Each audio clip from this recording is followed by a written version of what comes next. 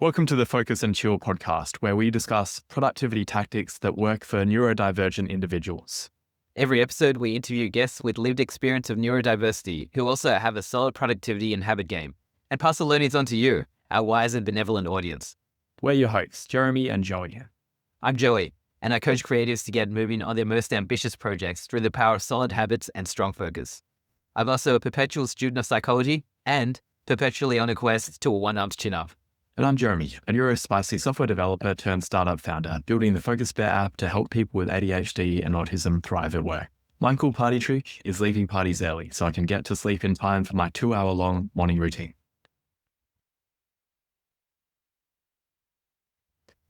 The Focus and Chill podcast is brought to you by Focus Bear, a focus enhancement app for ADHDers. That's adults with both combined autism and ADHD. I'm Jeremy, I'm an ADHDer myself. I'm the founder of Focus Bear and also one of the hosts of this podcast. I built Focus Bear for myself originally because I was constantly getting distracted by my phone and my laptop. I wanted a way to tame my ADHD monkey mind so I'd stop going down rabbit holes and actually get work done, but also get off my computer and my phone in the evening so I'd be able to sleep properly. It's working perfectly for me and it's helping a lot of ADHDs as well. I'd love for you to try it. It's available for Mac, Windows, iOS, and Android, and it leverages most of the productivity strategies we talk about on the podcast.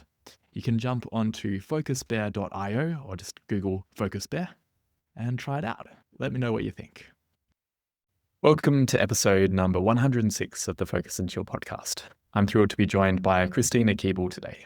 Christina is an autistic and ADHD educational consultant, delivering professional development, training, and consultations on autism, PDA, ADHD, and neurodiversity affirming practice through Christina Keeble Consulting. She's also the COO of the National Peak Centre, a neuro-affirming allied health practice. However, Christina's most joyful and important job is being the mother of 2 beautiful neurodivergent PDAs. Welcome to the show, Christina. For having me, Jeremy. I really like that I'm number 106. I think it's a good number. Yeah, it's a great number. And it's good with the timing as well, because I met you at the ADHD conference that I think you helped organize along with Rebecca Chalner, and really enjoyed the talks that you gave both in 2023 and 2024. And we're coming up to the next one in about 3 weeks, I think it is. Yeah, that's right. We are. Just flies. Unfortunately, I'm not going to be at the next one. I just couldn't this year. But yeah, it's been really great. And I do remember us meeting there. And this podcast is with me. And it has been a long time coming. So I'm glad we could finally do this. Yeah. So keen to start by hearing about your own story of when you realized that you weren't neurotypical. Yeah, for me, really in hindsight, I think probably there was always a sneaking suspicion. I knew I was different, but it really, in terms of me looking to either self-identify or more formally get identified as neurodivergent, it started after my kids got diagnosed. So they both got diagnosed 1 year apart. And then through that process, it was actually my husband was the one who kept nudging me and going, oh, this is a lot like you. This sounds just like you. And I was just too focused on trying to get them diagnosed and get the supports because, as a family, we really needed it. And it was probably, so after they both were diagnosed, we just started, I guess, trying to figure out our life going forward. We were having a lot of tricky scenarios with the kids. I didn't even know what PDA was.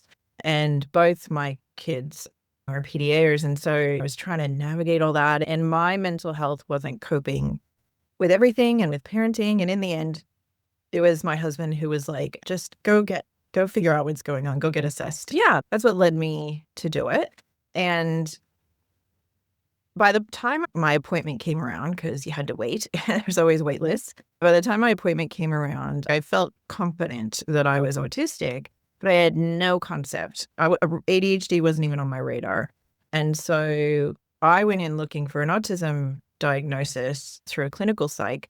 And at the same time, she just happened to be ticking in the boxes for ADHD as well. And she told me in the end, and she's like, by the way, you also, and I was like, sorry, excuse me, like just came for autism, thanks. And she ended up explaining to me how I met the criteria and why. And because in my mind, I only had the stereotypical understanding of ADHD, that stereotypical hyperactive boy understanding. And she said, do you want me to go ahead and note it down on the report? I was like, yeah, go ahead. I'm not sure how it helps me or whatever. But then she explained to me how it could potentially help. And she said that back then, at that time, she goes, I've had several clients like yourself, mothers about the same age, who come and got diagnosed after their children. And same situation, they came out with both profiles. And she goes, some of them have gone on to see psychiatrists and get the ADHD medication. And they've come back to her, these previous clients, and told her that had been life-changing. When she said that, I guess my ears perked up. I'm like, oh, life-changing is good, because we were not in a great place. And so I kind of just sat on that information for a few months. And then I did make the appointment with a psychiatrist, and then I tried the medication, and surprise, surprise, it worked. Apparently, if you take stimulants and it puts you to sleep, that's a pretty good sign that you're an ADHD or so.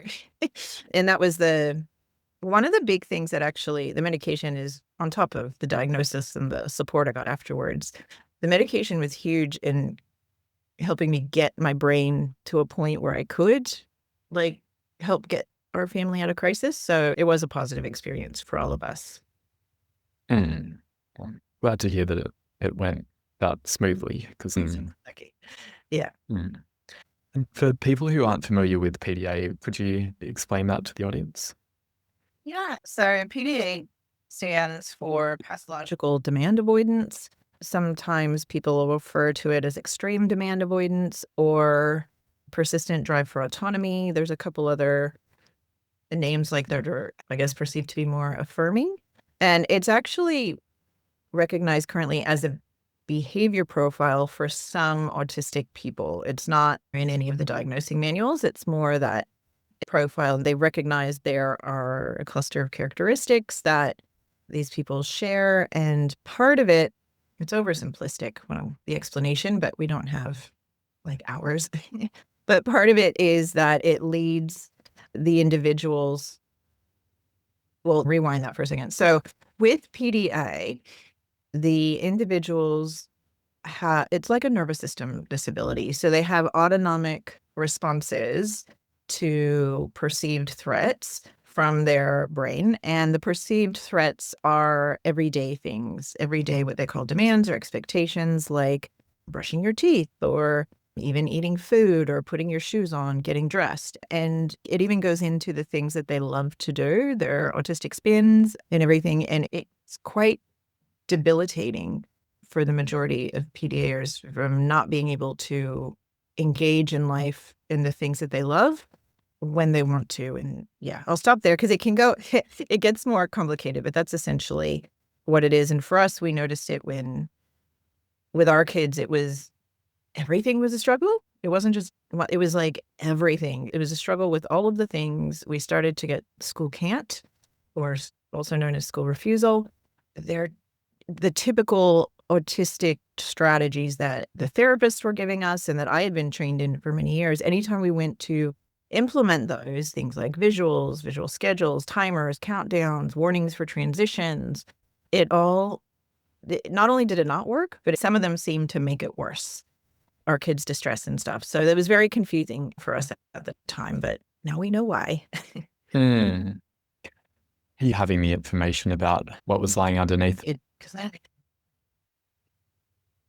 Find the direction to try and support them. It was very confusing, especially when you have all the professionals saying, this is what you need to do. And you're like, no, I'm doing that. It's making it worse. And they're like, no, but it won't. And I'm like, but it is.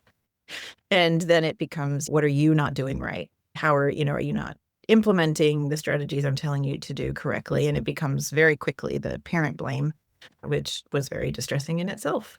Knowing makes a huge difference. And we saw once we started implementing the other approaches, I mean, it wasn't magic or anything. We didn't see instant results, but that's not what it was about in terms of results like getting them to brush their teeth or anything. But what we did see is a quick shift in the ability to reduce the stress in the house, which was the main goal. And the important thing was it did it for our kids, but then that allowed us to relax and not be so heightened ourselves all the time, which then helped us to be able to approach and support our kids in a better way, I suppose. Yeah, understanding why, I think, is key. Mm. Yeah. And it makes me think of one of the talks from Peter Heffen at the 2023 conference where he said one of the best ways you can support your kids is to treat your own ADHD or your own neurodivergence. It sounds like there was a combination there of finding ways to look after your kids, but also helping yourself. Oh, absolutely. And actually, the further we got with the journey, and we're still on it, it's not like we know everything now. I wish we did. But the majority, and I would say easily 90% of the shifts and the changes that we had to make in order to be able to support our kids the way they needed to, which then allowed, everyone to kind of de-escalate from being super heightened, was we had to change and we had to do the work. So we shifted our expectations. We leaned into and were led more by our children again. We started parenting that way. And then once they hit school and then got diagnosed and then started to have challenges, all of a sudden, it's like all the approaches that were supposed to help came from another angle. And that's the behaviorist approaches. And we started to do that. And that's where it got worse. And so we leaned back into more the child-led parenting style and attachment style parenting, whatever it was called back then. And we started to return to that. It was us that made the changes, but also me and my husband, we both started at some point going and realizing that we need to process our own trauma and our own stuff because that ended up showing up through this journey. At one point we had done quote unquote all the things, but the things that we were still getting activated from as parents were things that were our issue, and it had nothing to do with the kids. And it wasn't stuff that we could just think our way out of. We need support to actually deal with it. And so that's an ongoing thing. But that combination of us making accommodations and adjustments for their needs and adjusting our expectations of them, being led by them and how they're feeling, being regulated or not, and tuning into where they're at. And then also us dealing with our past with trauma and things has been what's gotten us to the point where we're at now. And it's not all easy. I don't think parenting's ever meant to be easy, but we're definitely not in crisis like we were back then. Yeah, I just wish it was something that more parents understood and knew. If I'd known that before I had kids or when I just had my first child or even when I was pregnant, and I'd have gotten onto that psychology processing stuff much earlier. Yeah. I've got to start. I've got a baby due in August. Start Yeah. now. They're like little mirrors. They're little mirrors and they hold up the things that we're not conscious of.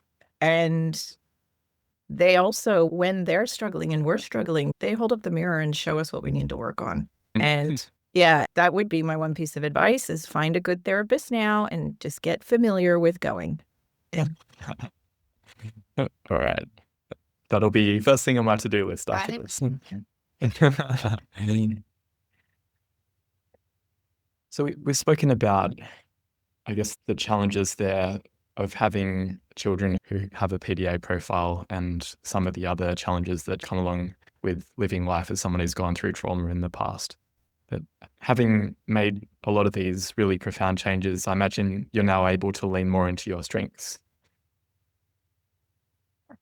Definitely. And interestingly, when I first, even pre-kids, I had been to psychologists before. I had been on and off antidepressant medications in my 20s, and I was studying to be a psychologist, so I was all for all that stuff.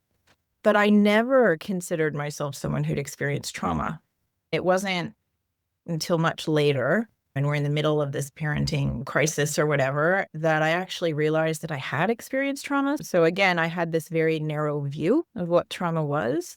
Interestingly, it took me a while to even be able to say, yeah, I'm somebody who's experienced trauma, when in reality, when I actually say it, and what did it is I was talking to somebody it would have been someone who was a lot of my friends or associates or colleagues, like they're professionals, and you start to say things about your past. And then it must have been the expression on their face or something they said. And they were like, wow. It was kind of like, that's a lot. And they're like, wow. And I was like, oh, I guess when you say it out loud and put it all together, that does sound a little traumatic. But as far as the strengths, absolutely. The benefit for me, I think, has been, so yes, I've been learning and processing old stuff. Also understanding my brain and neurotype and everything has helped me, like you said, lean into strengths. I am starting to notice, I guess, almost like rhythms or patterns within myself. I'm trying to take note of that, what it feels like, notice when I can feel myself coming up to, for example, a day or a time where I can be more productive, or I can tell that my brain is going to be able to dive into hyperfocus, but also equally notice when I'm having a really foggy brain day or it's off and it's okay, this is not a day to try and do certain things.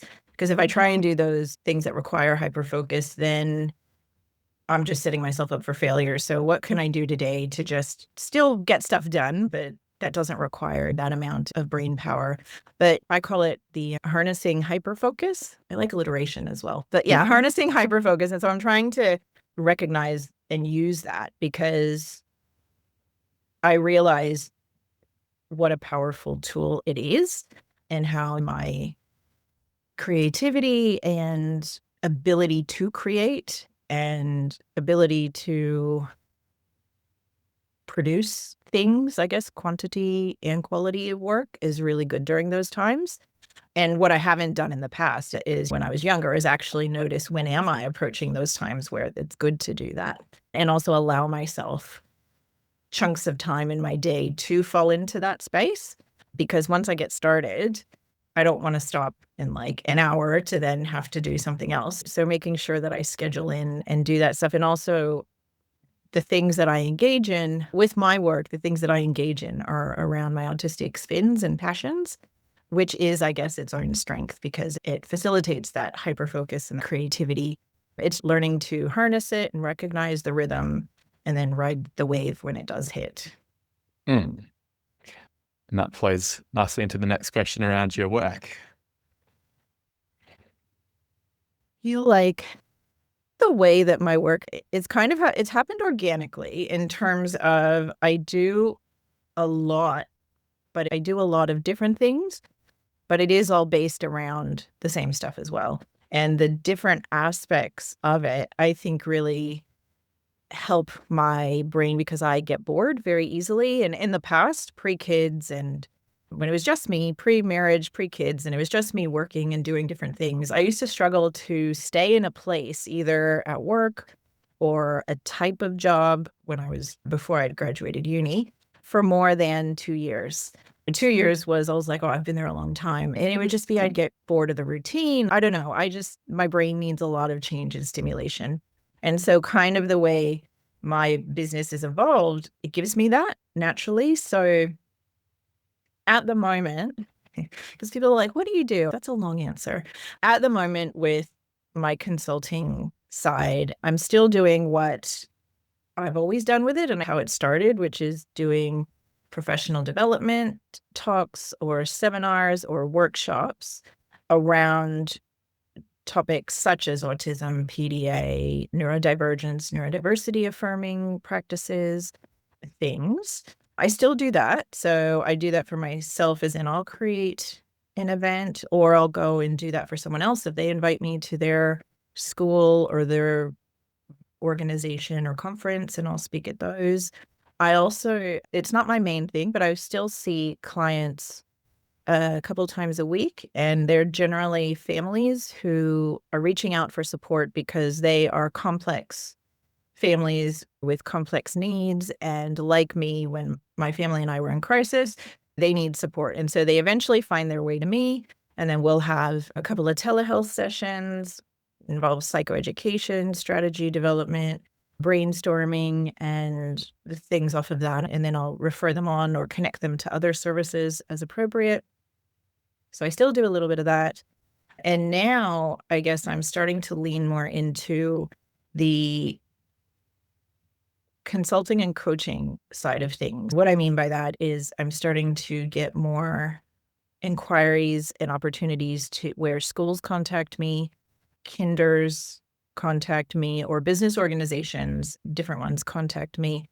And they usually will have either staff that are neurodivergent, or they'll have, for example, a child with extreme school can't, potential PDA profile, and they've tried everything and their whole team is it's gone beyond them. And so then they bring me in to try and figure out and support the staff and figure out a plan forward.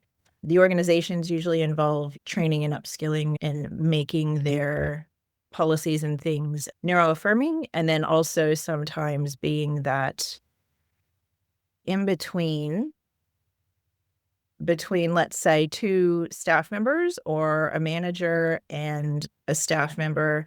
And then I'm kind of like the person trying to bridge the double empathy problem, the double empathy gap. Like I'm the little person in between. And I actually really like that. I'm not sure what that's called. I need to come up with a name for that. Translator and interpreter. I like that. And so I'm really enjoying that because when I do that kind of work, it has a ripple effect, I suppose. And then it kind of helps organizations and schools and everything get set up to facilitate employment for more neurodivergent people. And I just think it's so important because it's an area that a lot of us have struggled with over the years in terms of staying employed. It's only one aspect of it, but the double empathy problem is a huge gap. I'm really enjoying that stuff at the moment. So that's the other thing I'm doing for now. Yeah, and I can attest to the first part in terms of the talks. You do an exceptional job there. I've heard you talk 3 times, and I love how you combine the sciencey side of things, but in a way that people can understand. Thank you. Yeah, I do love to. It's so funny because in this environment, I love to when people say, "Oh, I love listening to you," and say things like that. And then when you're at home, and I was explaining something to my child the other day, and they were like, "Oh, why does, I don't know, whatever the question was, it was kind of connected to school or something like that. And why do they do X, Y, Z?" And of course, I had the answer. I know the answer because I'm a teacher. And so I started explaining. It took 5-10 minutes. And afterwards, they just looked at me and they were like, "Oh my God, Mom, I just wanted a yes or no answer." They're like, "My brain is fried." And well, you need to get the whole picture. So it's nice to hear other people appreciate it. Yeah. Info dumping is appreciated in that context. Definitely. Before you mentioned that one of your strengths is hyperfocus and how you have to almost plan your day so that you're not just going to be constrained to an hour, but you can keep going and write the whole thing. Is that one of your productivity tactics, to change your calendar so you've got a whole day to do writing or whatever task you're going to do? Yeah, it's something I try to do. The other thing on this journey of trying to understand myself, try and make or create a space where I can work in a way that's more suited to my brain, as I try to do that. I have learned I can't do the whole day. Well, I can leave a whole day open, but generally I also struggle with demand avoidance. And throughout my whole study life, I was fortunate in some aspects, and in some, I think it's a double-edged sword, being good at school when you're autistic. I grew up in the States originally, so I did high school there and I did my bachelor's there, and then I came and did postgrad in Australia. But in the States, when I was growing up, you were tracked. So I was tracked with I hate the term, but high achieving gifted kids. But in a way, it protected me in high school in terms of I didn't have to worry as much about getting into fights and beat up and all the things socially that I was worried about. But what it did was it created a really poor pattern. I always had so much expectation to perform academically, and I carried that over into uni. But it created bad habits because I very much worked to the deadline. And I never developed study habits. Ideally, it should have happened when I was in school, developing study habits to be able to space out work and do it like that. But instead, I was very much oh my gosh, it's due tomorrow. I got to do it all now. And like the adrenaline and cortisol kicks in. And unfortunately, that's carried over into my pattern with my work now. What I've noticed is that, because I have tried having whole days, and my brain will just be like, oh yeah, we got all day. Don't worry about it. I deserve some free time. And so I'll end up getting down some rabbit hole. So what I've noticed is, instead of leaving a whole day, I try to have one smaller thing on the day. And I try to keep it, I'll try and, let's say, because I'm not a morning person, so I'll say like 10 o'clock. It'll be a deadline, and not a deadline that I can move, a deadline I can't move. Like I'll have a client session or something, or a phone call with someone where they're waiting for me. And, if it's not that time, let's say it's 12 o'clock. And what I noticed is, on those days, even though I tell myself, I'm going to start early and I'm going to do this before the call and all that, it doesn't seem to happen. It's very demand avoidant. It's a can't. But what I do is I do get that thing done. And then I'm in my office space and I keep going.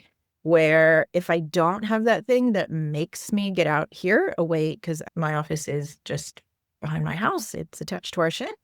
If I don't have that thing that makes me move into that space, and instead of fighting that, because now that I know that, if I sat there and tried to fight that and make myself do it, like it would just get worse. Where this way I have to, and it can't be a deadline that I can move. Send this email by this time. That'll never work. It has to be like somebody is there waiting for you on the other end. And if you don't show up, that's horrific. That's my productivity tip to get me going. And then I can have big gaps, or even the rest of the day, because I'm in that space already. And then it's easier for me to start something else and give myself that space. Yeah. That makes sense. So it's sort of like the momentum method, but using people to get you into the beginning stages. Yes.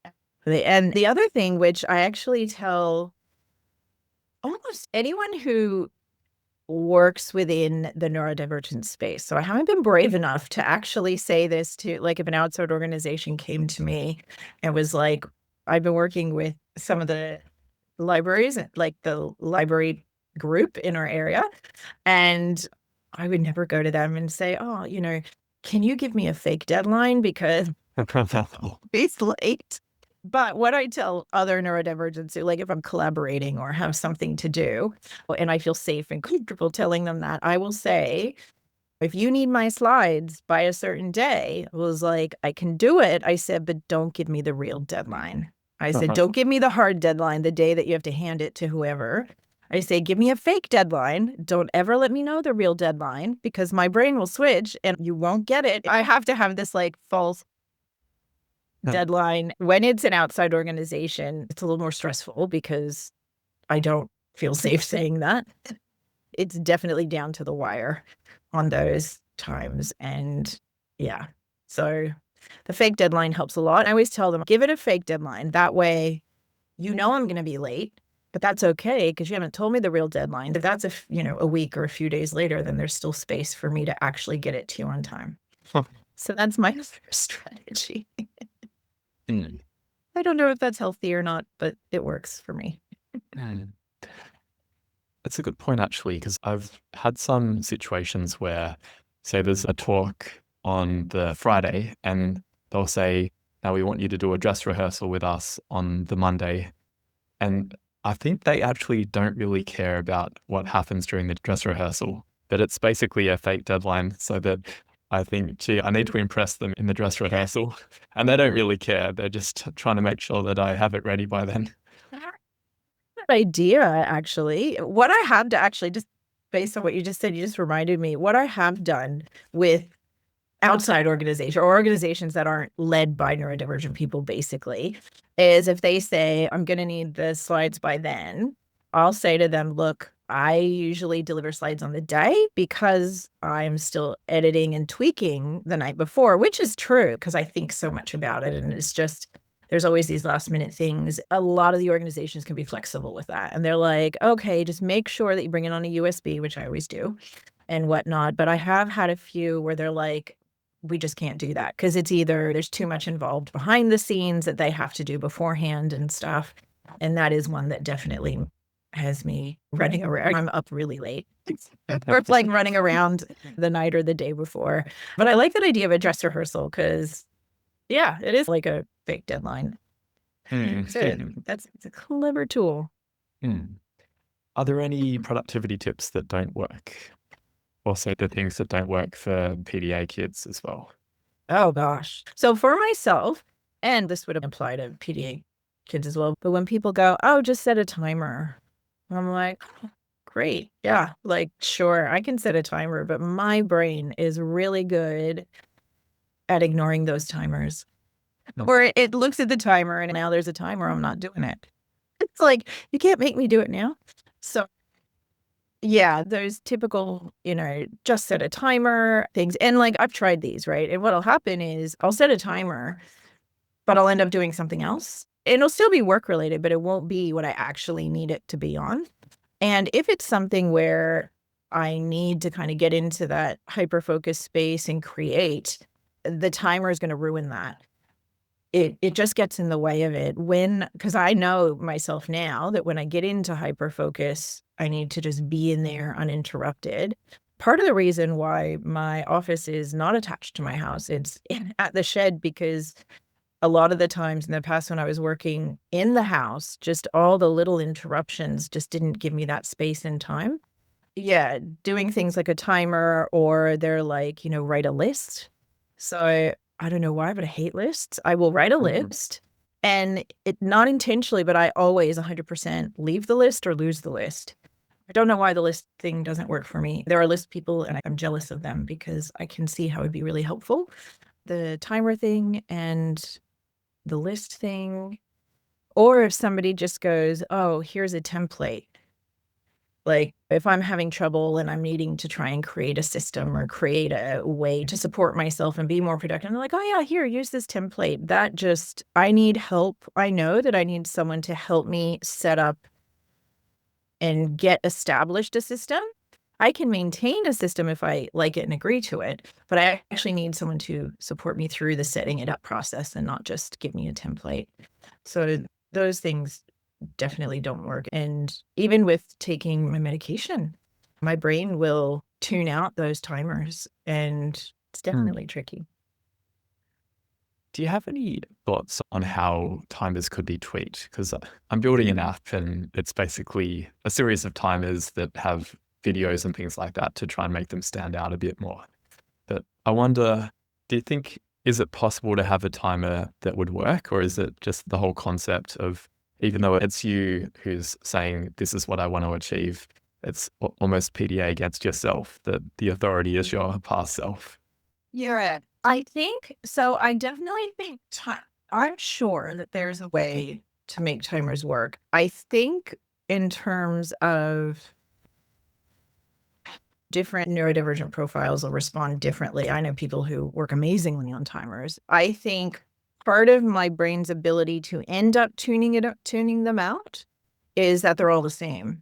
And if there is that variety in the way, if I'm just saying like variety in sound, variety in pitch, variety in like length or intensity, having like a haptic feedback combined with the sound, combined with something then you look at visually for stimulation, I think that combo would work well. I think if it was going to be something video related, if it was connected to one of my spans, like that would definitely work, but that's so varied for everyone. But something like that, I think would definitely help. I just wouldn't set it up to use a timer to interrupt. Like if I had blocked out 5 hours and that was going to be my hyper-focus time, which is a lot for me, I wouldn't want a timer interrupting that. But at the same time, I would need a timer or alarm to remind me, oh, you got to go get your kid. So in that sense, that would be helpful. Yeah. Also, depending on what it is, like to pick up my kid or something, it's like that's super helpful. I always have backup timers. And I think I'd pay more attention to it if there was more variety and in ways of getting the input that captured my attention more. It's like when the way that I see it, they're too monotonous, and then our brain tunes it out. It's like when I'm talking to teachers, especially like kinder teachers and early years teachers, I'm like, you don't have to yell to get kids' attention. You can yell. And usually like they're like, what? That works. But at the same time, sometimes you can just change the inflection in your voice and make a surprise sound, just change that, and people are like, oh, what's that? Or even get really quiet. And sometimes like when you start really excited and then get really quiet, it's just like this ripple effect of grabbing all the kids' attention. They're just things that disrupt the sameness and the monotony, I think. Yeah, and that makes sense. provide it in a lot of different ways through our senses. Mm. I have one other question here in terms of 5 hours of work. How do you balance it with self-care there? Before the episode, we were talking about potentially health challenges coexisting with neurodivergence. For me, I find I get headaches if I work for too long, even though it's fine for me to do that from a attention side of things if it's related to one of my spins, but it's not good for me. Do you find anything like that? Yes. I've had a couple of professionals, an exercise physiologist who was trying to teach me about pacing. And I've got a great physio who's helping me with, I've been diagnosed with hypermobile EDS, and I'm getting POTS investigated, and I'm having all sorts of like fatigue and pain challenges related to that. And yeah, she would lecture me if I just said I gave myself 5 hours to focus on something, but I have to. And the reason is because my body, or our bodies, everybody's, but nobody's body should be sitting still for 5 hours. And my work is on a computer if I'm creating, or at least at a desk. I'm not up and moving around. And her advice, well, I get that it's not good. And she goes, her advice is set a timer for every hour. And every hour, she said, when the timer gets off, physically, well, because she knows I'm sitting in like an office chair, she's like, get up out of your chair. And she goes, even if it's just 30 seconds, walk to your sink, grab a cup of water, drink it on the way back, then sit down or something like that. And she's like, it can be 30 seconds, 60 seconds. She goes, you don't have to go far. But she goes, just getting your body out of that for that long is just not good. And I'm starting to have physical pain in like hips and knees and things like that. And she goes, standing up and walking around gets you out of that, and it stretches it. Yeah, I still haven't done that. Just because I know what happens. I need to do it. I do. I need to do it. I need to do it. What I do find, actually, the best tool that gets me out of sitting in my desk is actually my dog. I'm not able, unfortunately, to walk her anymore just because of the it's affecting my mobility, but also my hands, and she pulls on the lead and it'll end up hurting myself. But even just like, she'll come up sometimes and put her chin on my leg or something, and she'll want a pat or whatever. And if I can, I try and stand up at those times, and even I throw the ball for her or get down on the floor with her, those kind of things, just to change position. And the perfect example that I had, and this is what led to my physio teaching me about it, is one day I just had this super productive day. Everything fell into place. I was actually up early, which is really hard because of my fatigue. I usually can't, I try, but I can't get going in the morning. And that's why I generally don't do anything before 10 o'clock. And for whatever reason, I was in my office at about 8:30, something like that, 9 o'clock. And I was doing my work, and I took my tablets, all of the tablets on time, my morning decks, I did my afternoon or my mid-morning, afternoon, everything. And the next thing I look up and I look outside, I'm like, holy cow, it's dark. What time is it? And it was about 7:30 at night. And I'm like, oh my gosh, I've been out here this whole time, but I felt good, right? I'm like, oh, but I've done this and I've done that. Went to bed, woke up the next morning, and I could barely move. And I was in so much pain. So my body is at the point now, because I'm 45 now. This stuff started to happen as like late 30s, maybe like, I remember a lot of stuff starting around 38. And I didn't understand what it was, but I do now. And it was my body going, you know what? You can't do that again. That was too much. And so it took me probably 48 hours to recover from that, which isn't a great use of time productivity wise because it just makes it harder. But it's hard too when you're in the zone and you're actually feeling good because it didn't bother me then. I wasn't in pain while I was doing it. I was like, this is a great day. And then my body's, but you didn't do what you're supposed to do. Unfortunately, it's something that I see in the circles online and in the communities that I'm not the only neurodivergent person who's approaching whatever age and stage this is of our life, but that these bad habits essentially that we formed over the years and experienced decades of low level or not so low level chronic stress over our life starts to have an effect on our health. Our brains and bodies are amazing and their job is to protect us. And if we don't listen to our brains and bodies, it'll make us stop. And that's where my chronic stuff is flaring up. And I'm not able to push through like I used to. I used to be able to just push through, get things done, and it was all good. If I do that now, I can't get out of bed for a couple of days, which is really not helpful. It's trying to find balance, and my brain isn't great at that yet.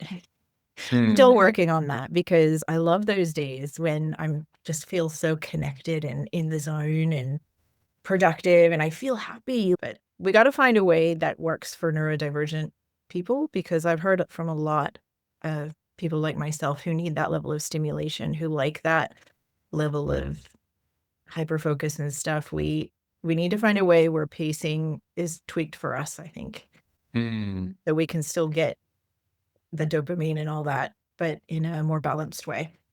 Yeah, definitely. I had a guest who was talking about that as well, that pacing is needed, but it's so boring. It's the interruption of the flow. And if I've been doing something for 2.5 hours and I'm in it and I get pulled out of it for whatever reason, if my husband or my child comes out or I get a phone call or whatever, it can be physically painful. And because I'm so in it, but then I have to shift. And my default reaction is one of anger. I'm like, but I don't want to deal with this now. I'm in here. Leave me alone. And that's not healthy either. Like, I don't want to be snapping and yelling at my family because they bring me lunch or something. So, yeah, it's definitely a double-edged sword. But pacing really is, it's very boring. It needs to be more stimulating. Maybe you'll come up with a new concept and we'll hear about it at your next talk. Maybe. So if people want to connect with you or find your work, where's the best place for them to find you online? My website is a good starting place. I am in the middle of getting it redone, so you're going to start seeing changes and things. But my website is ChristinaKeeble.com. Also on social media, so I'm on Facebook, Instagram, LinkedIn. Yeah, those are the ones for now. I'm trying to work on getting better at doing the video content. I need to do that. Sorry. And that'll start to crop up eventually. Okay. Do you have any final words or asks for the audience? Thanks for listening. I think the whole process from exploring, am I neurodivergent, to, in my case, getting confirmation, to then connecting within the space, and then realizing that the life that I was trying to set up for my family isn't going to work because our needs are different, and then trying to find and change and adjust work around that. It can be kind of a overwhelming process, but I guess my big tip is if you can tune into yourself and take note of what you feel inside, and also try and identify what your strengths are, what you're good at, but also what you're not good at. And sometimes we have a skewed perspective of that, thinking, oh yeah, I'm not too bad at this. But if you actually start to collect a little bit of data on it, you'll go, oh wait, I don't have that down as much as I could, and know when to seek extra support. Tune into yourself and try to find the rhythms that work for you and let go of those neuronormative expectations and try and, it's tuning into yourself more and leaning into that. Great advice. We'll wrap the show with that. Thanks for tuning in to this episode of the Focus and Chill podcast. To listen to other episodes, jump onto podcast.focusbear.io. If you'd like to be a guest on the show or you know someone who'd be a good fit, email us at team@focusbear.io. Otherwise, stay focused, stay chilled, and peace out.